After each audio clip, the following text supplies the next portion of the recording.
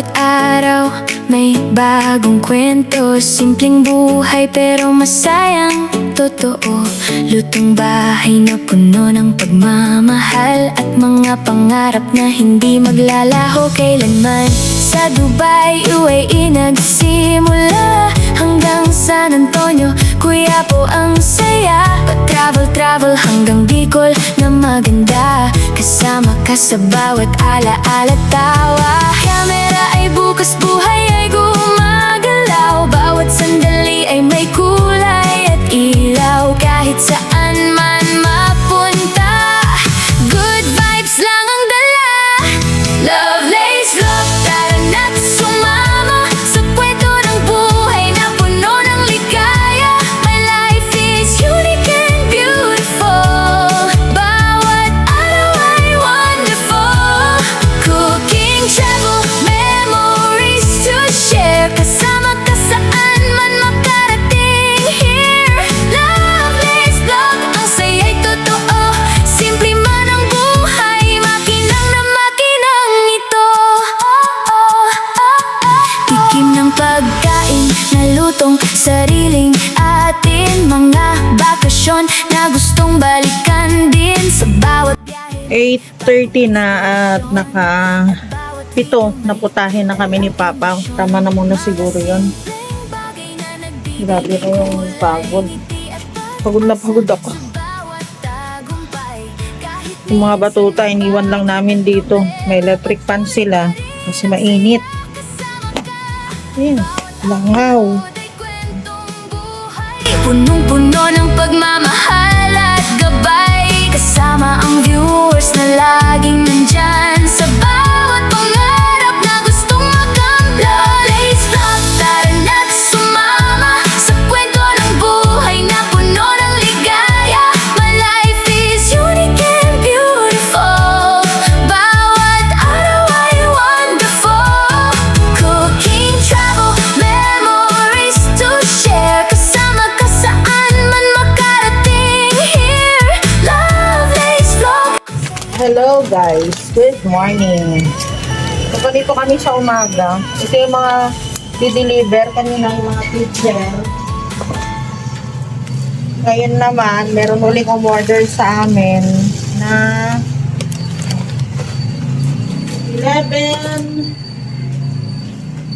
11 pieces na na goto. Ay, nako. Ayan.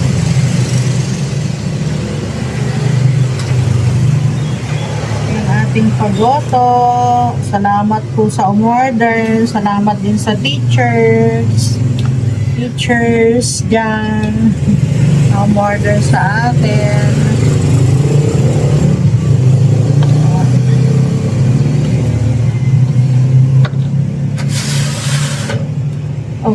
Okay na ito.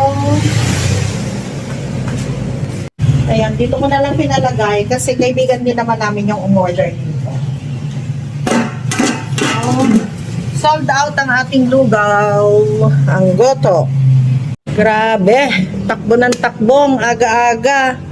Eto kami ngayon, ayun si Papa, natapos na rin. Hay, yung balat, si Kapitan kasi yung order ng balat. Ay, pagod ako. Takbo. Matatakbo. Sunod na lulutuin mo, mahal? Yan, Isaw. Takpan ko ito. Kailangan matakpan itong mga para hindi nila langaw. Mga carny. Malapit ng mag-11 na pala. 10:30 na. Ano na lang lulutuin mo? O sige, habol mo na yung isang. At ako ay magpapalit lang ng damit.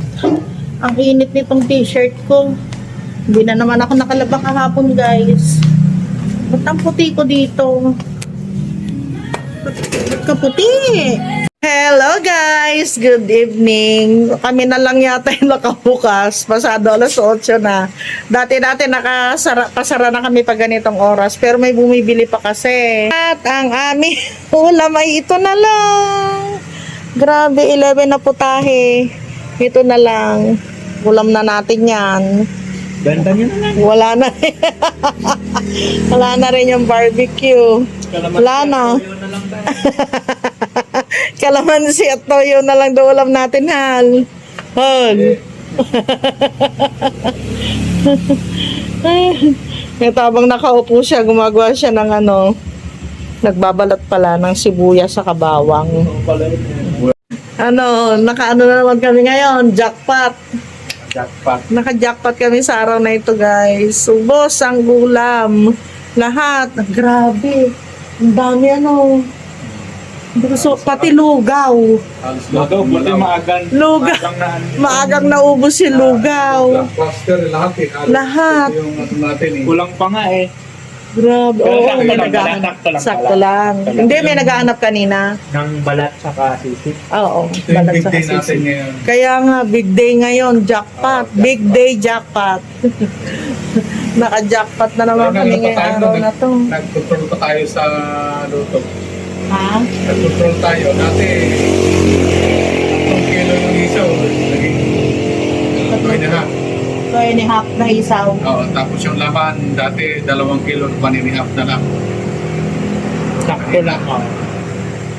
1.5 lahat eh, ng laman. Pero ngayon, ilang kilo lahat? 1.5 yan. Hindi, lahat. Hindi lahat-lahat. Lahat. Kada menu 1.5. Oo. E di 12. Oh, ilan? Halos. Maparak ng Yung isaw 15. lang yung 15 2.5. kilos. Halos 15. Grabe, nakaubos kami. Kami tayong customer ngayon na Rizal sa Kakapasan. Oo, yung paloob doon, guys, yung doon sa amin doon sa kabila sa rest house. So, ako naka-shower na, guys, at ganito kami pag closing time. Ako yung dito sa taas, maglilinis pa kasi ako, magmamap ako. Yung pag merong hindi na shoot na nila sky doon sa basahan, o kaya yung basahan, magpapalit ako. Yun ang trabaho ko naman. Closing time. So, ayan si Papa. Naglilinis na naman ng bukas. Clark! Nakahugas na si Kuya Clark. Ay, naligo na siya. Ayan yung mga hinugasan niya. Ready naman pang bukas. Andyan. Nandito pa. Andyan yung mga Tapos, yung mga kaldero na na rin ni Kuya Clark. Ayun, ready na rin. Gagamitin na lang bukas ng umaga ni Papa. Tapos, nag-defrost na rin siya ng mga ng mga karne pang bukas ng madaling araw. Yung sibuyas saka yung bawang luya, nahiwa na rin kanina. Ay, hindi. Nabalatan na kanina. So, iwain na lang bukas ng umaga. Mas mabilis kasi yan, mahal. So, ayan yung niya. Naglilinis na siya. Hindi ko na naipakita sa inyo. So, naglinis na siya ng isaw, ng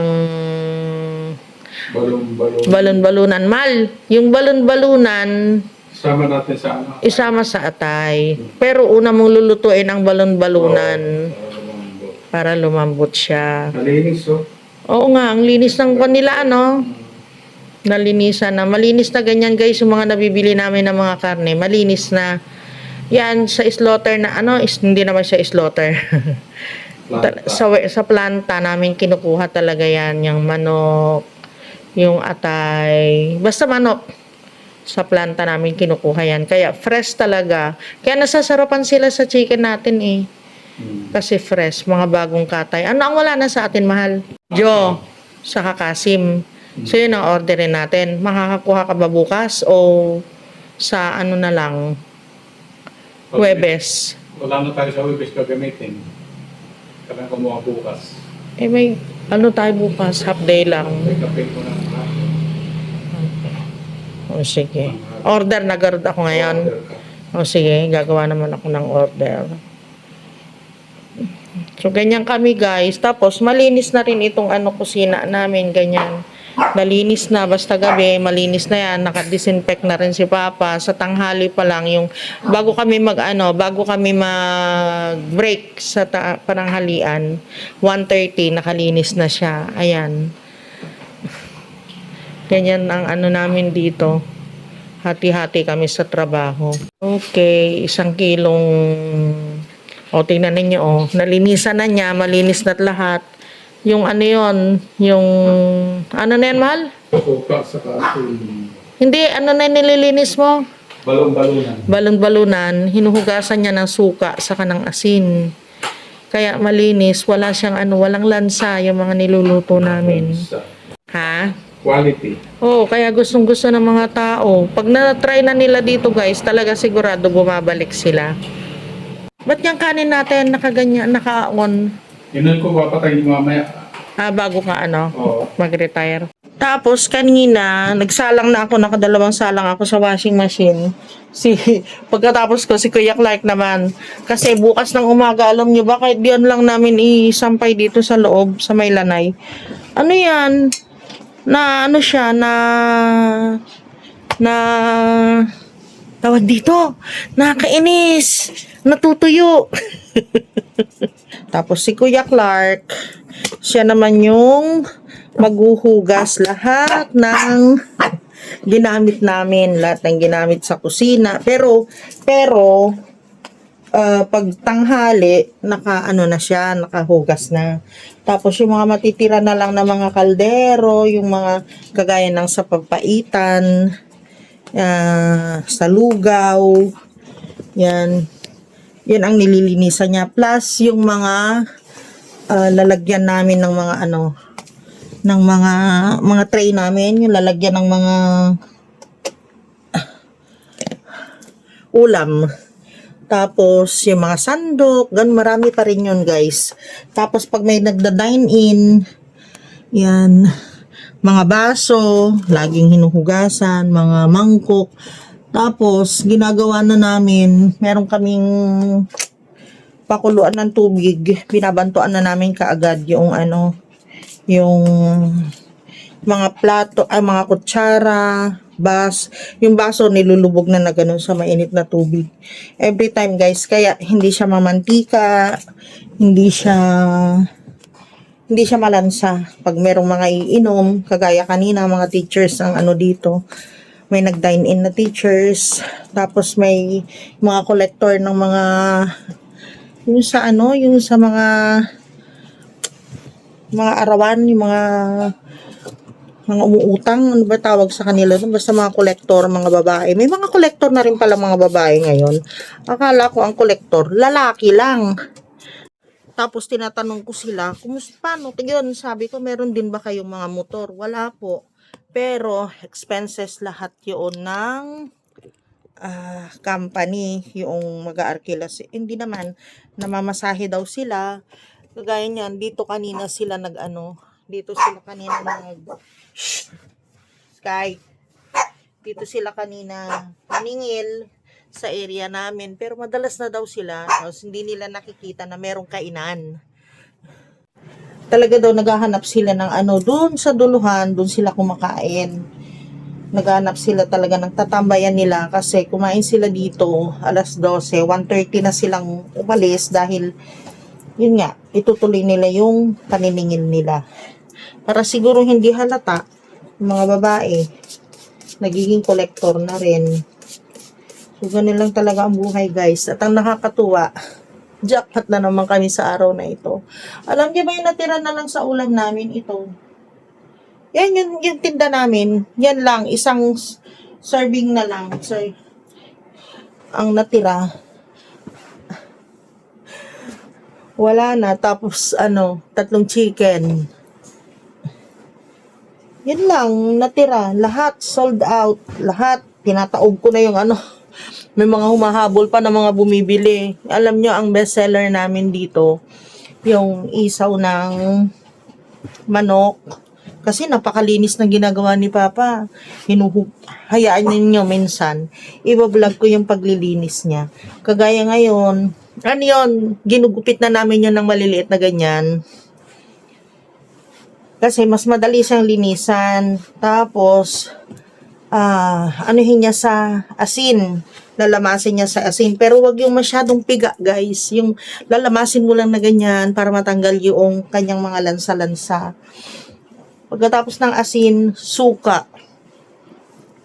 Hugasan niya ng suka. Kaya, maano kami sa suka. Ang suka na ginagamit namin ay sukang tubo. Tubo ba yung binal? Yung kulay brown? Yun. Yun ang ginagamit namin na suka panlinis. Pagkatapos niya masukaan, isasalang niya, parang iba-blanch lang niya. Yan. Pag naisalang na niya, hugasan na uli niya, isusunod naman niya ay huhugasan niya ng harina. Harina na may asin. Matrabaho yun, guys. Pero yung harina, hindi naman masyadong madami. Yung panghugas ng harina, yung mga second class lang na harina, hindi naman yung first class. Yan. Kung panghugas lang naman ng Yun, pagkatapos nun, hugasan na niya, banlawan, wala na talaga yun, guys. Kahit na amoy-amoyin mo yun, wala na talaga siyang kaamoy-amoy, walang lansa. Alam niyo yung mga bumibili sa amin, guys, mga teachers, nagustuhan nila. At saka siyempre, yung mga laklakero, yung mga nagustuhan ng mga manginginom. So, bestseller namin yung bituka. Tapos yung sisig, bestseller din namin. Talagang ubos yan everyday. 3 kilos na yung niluluto ni Papa na 2.5 na bituka. Dati 1.5 kilo lang. Nag-level up siya ngayon, 2.5. Tapos, yung namin, 1.5 sa umaga ng sisig, 1.5 ng balat. So, bali, 3 yun. Naubos. Alas 6, hindi. Nasa alas 7, ubos na yung sisig namin saka yung balat namin. Ngayon, napapansin ko dito sa mga lalaki. Tapos pag kumain na sila, minsan sa hapon, kagaya ngayon, hapunan, wala nang kakain. Ayaw na nilang kumain. Ako naman itong saging, may yung saba. Yun naman yung kakainin ko, yung natira na lang. Tapos may isa yatang slice ng karne na napagkaliit-liit na natira. Oo, pati yung sitaw na adobo, ubos. Pakbet, ubos. Tinaob ko lahat, guys. Yung niluto namin na ang dami-dami, sabi ko, mahal, ang dami na yata ng niluto natin na ito, yung baga. Aba, naubos pa rin. At may naghahanap pa. Kaya tapos thank you din nga pala sa mga sa mga bumibili dito sa amin na ngayon nadidiscover na nila masarap ang luto at everyday pinapalitan. Everyday iba-iba yung niluluto namin. Do yung iba naputahin namin talaga, mainstay na talaga yan naputahin namin kagaya ng papaitan, goto, sisig, balat ng baka, at saka yung isaw. Talaga yan. Blockbuster kasi yan everyday hinahanap. So yun guys, napadaldal na naman ako. Yung inayos ko kasi ito parang may dito may marka-marka dito sa higaan namin. Inayos ko lang. At nagdi-disinfectant ako. Bago magpalit ng nagdi-disinfectant ako dito sa kama namin. Yan, dinidisinfectant ko lahat-lahat yan. Para masarap naman ang matulog. Maghapon kami dyan sa labas. So, yan guys. Maraming salamat po sa inyong walang sawang suporta. Lalo na sa mga laging nagko-comment. Comment naman kayo dyan. Para malaman ko naman kung mayroong mga bago tayo dyan ng mga followers. Mga dati na followers ko na sumusuporta talaga dito kay Mama Love. So, ayun. Mula nung pinalitan namin ng Mama Love yung namin, yung tindahan namin. Siyempre, mas kilala na nila yun. Kaya, mga tao, nagpupuntahan na dito sa amin. At mas madaling matandaan kaysa dun sa Dagos. So, yun guys. Thank you so much. And we'll see you again tomorrow. Tingnan nyo, kahit na nagdadaldal pa rin ang Inang Reyna. Kahit pagod na yan. Pero siyempre, makapag-moisturize. Yun na nga. Okay. Bye. Good night.